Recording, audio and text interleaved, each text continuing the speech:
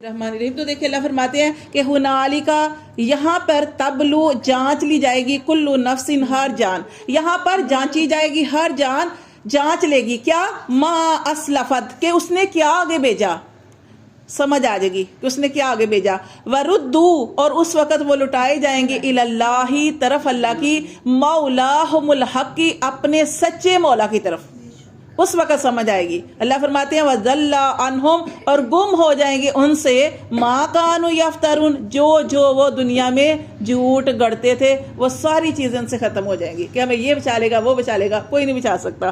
اللہ فرماتے ہیں سارا کچھ ختم ہو جائے گا، اس وقت ان کو سمجھ آئے گی۔ کل، آپ صلی اللہ علیہ وآلہ وسلم ان سے کہہ دیجئے، میں، پوچھئے ان سے، میں یرزقکم، کون تمہیں روزی دیتا ہے، من السمائی، آسمان سے، کون تمہارے لیے روزی اتارتا ہے آسمان سے، والارض، اور زمین سے، ام من یملک السمع، یا کون مالک ہے تمہاری سماعت کا، والابصار، اور تمہاری نگاہوں کا۔ ٹھیک ہے، یہ اللہ تعالیٰ فرما رہے ہیں کہ آپ صلی اللہ علیہ وسلم ان سے پوچھئے کہ تمہیں کون روزی دیتا ہے، کیا یہ مورتیاں دیتی ہیں، کیا یہ لوگ دیتے ہیں؟ تو فوراً وہ کہیں گے نہیں، اللہ ہی دیتا ہے، کیونکہ کافر اور مشرک لوگ بھی اللہ کو مانتے ہیں لیکن اللہ کے ساتھ شریک ٹھہراتے ہیں، جیسے مورتیاں بنا لی، یہ اس طرح کی۔ اب دیکھیں نا، جب پیچھے زمانے میں چلے جائیں تو اس وقت جو کافر اور مشرک لوگ تھے وہ بھی، جیسے بارش نہیں ہوتی تھی، کوئی پریشانی کے حالات، وہ بھی خانہ کعبہ جاتے تھے، وہاں پہ جا کے دعا کرتے تھے، مانگتے تھے دعا وہاں پہ جا کے کہ اللہ ہی کرے گا۔ ان کا یقین بھی بھائی یہی تھا نا کہ یہاں پہ ہی دعا قبول ہونی، جہاں مانگیں گے اور ہمیں ملنا بھی یہیں سے ہے۔ ہاں، تو یہاں پہ دیکھیں آپ سسم ان سے پوچھے کون تمہیں روزی دیتا ہے آسمان سے اور زمین سے، ام من یملک السمع، یا کون مالک ہے تمہاری سماعت کا، والابصار، اور تمہاری نگاہوں کا، ومن یخرج الحی، اور کون ہے جو نکالتا ہے، حی من المیتی، زندہ کو مردہ سے، زندہ کو مردہ سے کون نکالتا ہے، وَيُخْرِجُ الْمَيِّتَ مِنَ الْحَيِّ، اور مردہ سے زندہ کو کون نکالتا ہے، زندہ سے مردہ کو کون نکالتا ہے، اور مردہ سے زندہ کو کون نکالتا ہے۔ اب یہ دیکھیں اس میں کیا مثال آئے گی، جیسے اب دیکھیں بیج ہوتا ہے نا، بے جان ہے، اس کو ڈالے کھیت کے اندر، اس سے پودا نکل آتا ہے، اسی طرح پودے سے پھر لوگ اس کے اندر سے وہ جو دانہ نکلتا ہے فصل، ہاں بیج، تو اس سے پھر وہ انسان کی مثال بھی ایسے ہے، اور مرغی اور انڈے کی مثال بھی دی جاتی ہے۔ ٹھیک ہے، انڈے کی مثال اس سے مرغی، اور مرغی سے پھر انڈا، اور اسی طرح انسان کی مثال کہ نطفہ بے جان، اس سے بچہ پیدا ہوتا ہے، اور پھر انسان سے پھر وہ۔ تو یہ دیکھیں یہ ساری چیزیں، یہ ساری اس کی مثالیں ہیں۔ تو اللہ تعالیٰ فرماتے ہیں کون کرتا ہے یہ سارا کام، وَمَن يُدَبِّرُ الْأَمْرَ، اور کون ہے، کس نے کی کام کی تدبیر، یہ اللہ تعالیٰ نے، ہم نے پیچھے پڑھا نا اللہ کاموں کی تدبیر کیسے کرتا ہے، اللہ نے آسمان بنائے، اللہ نے زمین بنائی، اللہ نے سورج چاند ستارے، یہ ساری اللہ نے کاموں کی تدبیریں کی۔ اللہ تعالیٰ نے ایسے ہی نہیں کیا، یہ ساری چیز اللہ تبارک و تعالیٰ نے بڑے طریقے سے کی۔ اللہ فرماتے ہیں وہ کیا کہیں گے جب آپ ان سے پوچھیں گے تو وہ کہیں گے فَسَيَقُولُونَ اللَّهُ، وہ جلد ہی بول پڑیں گے، کہیں گے اللہ، یہ سارا کچھ اللہ کرتا ہے۔ فَقُلْ، تو آپ ان سے کہہ دیجئے، افلا تتقون، پھر تم کیوں نہیں اللہ سے ڈرتے، کیوں نہیں اللہ سے ڈرتے، کیوں نہیں تقوی اختیار کرتے۔ فذالکم اللہ، یہ ہے تمہارا اللہ، ربکم الحق، جو سچا رب ہے، سچا مولا ہے۔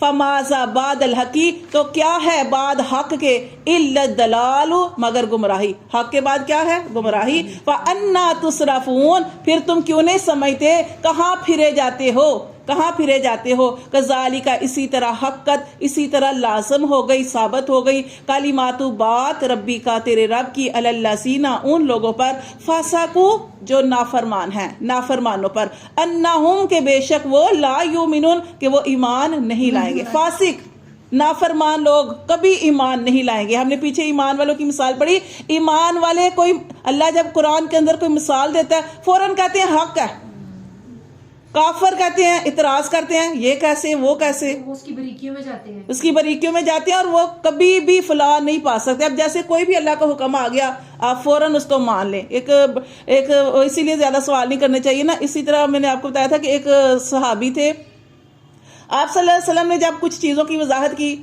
حج کے بارے میں پوچھا لوگوں سے، لوگوں نے بھی، آپ نے کہا کہ حج جو ہے ہر سال فرض ہے، لوگوں نے آگے سے پوچھا ہر سال فرض ہے، آپ خاموش رہے، پھر پوچھا 3 دفعہ پوچھا، آپ صلی اللہ علیہ وسلم نے مجبوراً بعد میں کہا کہ دیکھو زیادہ سوال نہ کیا کرو. جب زیادہ سوال کرو گے ہو سکتا ہے میں ہاں کہہ دوں.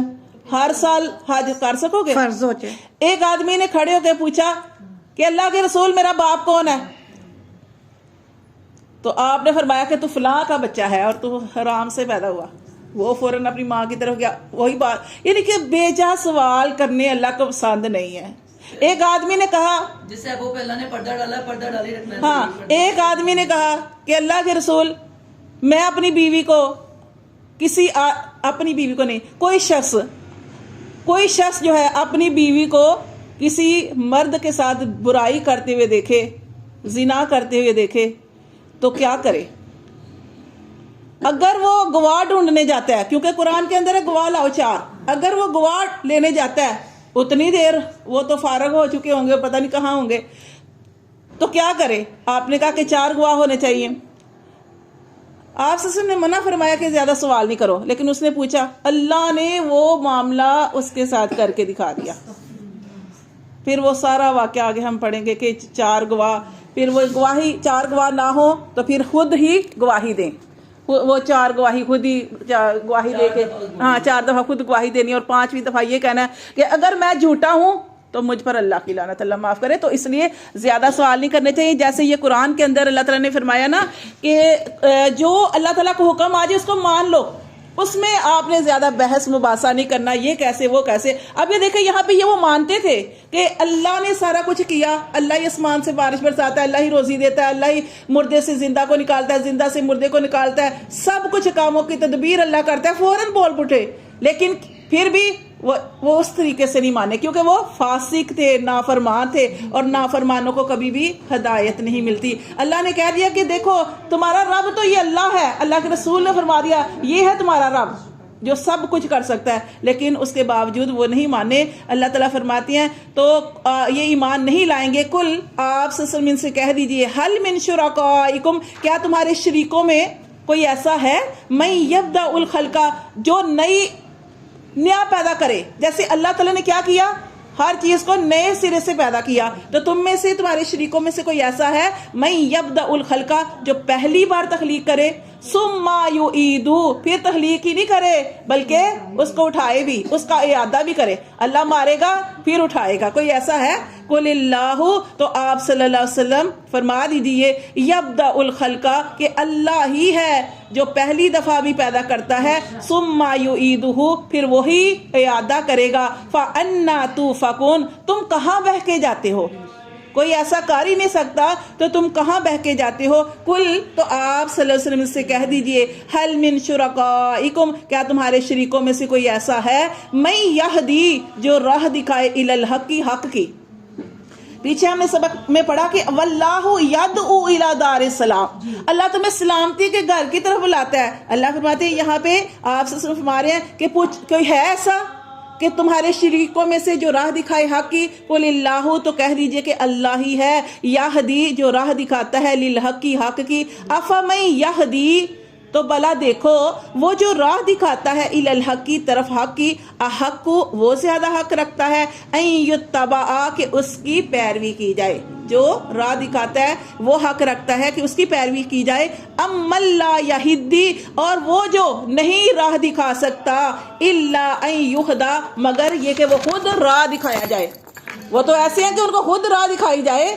فما لکم، تو تمہیں کیا ہے، کیف تحکمون، تم کیسے فیصلہ